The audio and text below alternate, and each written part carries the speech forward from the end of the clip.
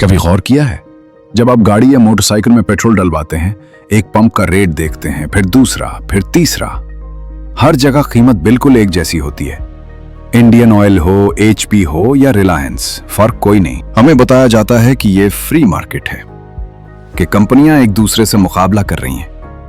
लेकिन अगर वाकई मुकाबला होता तो कोई तो कीमत कम करता आपको अपनी तरफ खींचने के लिए। मगर ऐसा कभी नहीं होता, क्योंकि ये मुकाबला नहीं, ये एक कार्टेल है। एक ऐसा निजाम जो आपको इंतखाब का एहसास तो देता है, मगर हकीकत में इंतखाब छीन लेता है। और सबसे खौफनाक बात, यह निजाम हुकूमत ने नहीं बनाया, यह निजाम एक आदमी ने बनाया था, आज से तकरीबन 150 साल पहले। इस आदमी का नाम था जॉन डी रॉकफेलर, तारीख का सबसे अमीर इंसान। आज के हिसाब से 400 अरब डॉलर से भी ज्यादा। मगर उसकी असल ताकत पैसा नहीं था, उसकी असल ताकत थी तरीका। 1960 की दहाई में सब तेल निकालने के पीछे भाग रहे थे, हर कोई किस्मत आजमा रहा था।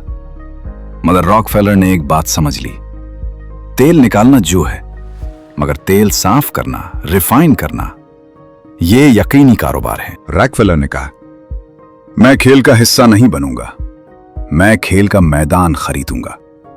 उसने बैरल खुद बनाए, ट्रांसपोर्ट खुद बनाई, दरमियानी आदमी को खत्म कर दिया। इस तरह वो सबसे सस्ता बेच सकता था। मुकाबले दिवालिया होते गए और फिर उसने उन्हें कोड़ियों के भाव खरीद लिया। अब जरा भारत को याद करें, सन 2016 जियो लॉन्च हुआ, फ्री कॉल्स, फ्री इंटरनेट।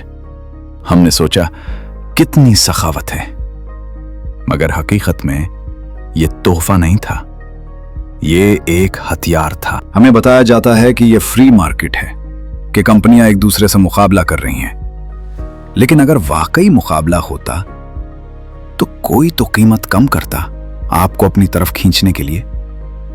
मगर ऐसा कभी नहीं होता, क्योंकि यह मुकाबला नहीं, ये एक कार्टेल है। एक ऐसा निजाम जो आपको इंतखाब का एहसास तो देता है, मगर हकीकत में इंतखाब छीन लेता है। एयरसेल खत्म हो गया, डोकोमो गायब हो गया, वोडाफोन और आइडिया को जोड़ना पड़ा, बिल्कुल वैसे ही जैसे रॉकफेलर ने 1972 में अपने 25 मुकाबले खत्म कर दिए थे।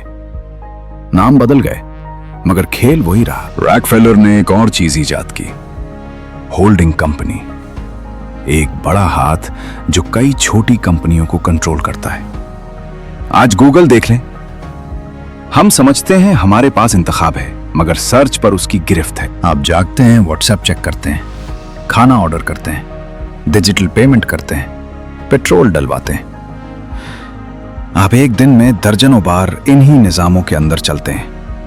बाहर निकलने का रास्ता तकरीबन बंद है। निजाम के खिलाफ गुस्सा करना काफी नहीं, इसे नजरअंदाज करना भी हल नहीं। असल हल यह है कि सिर्फ सारिफ न बनूं, मालिक बनूं। जब आप इन कंपनियों में सरमाया लगाते हैं तो खेल बदल जाता है।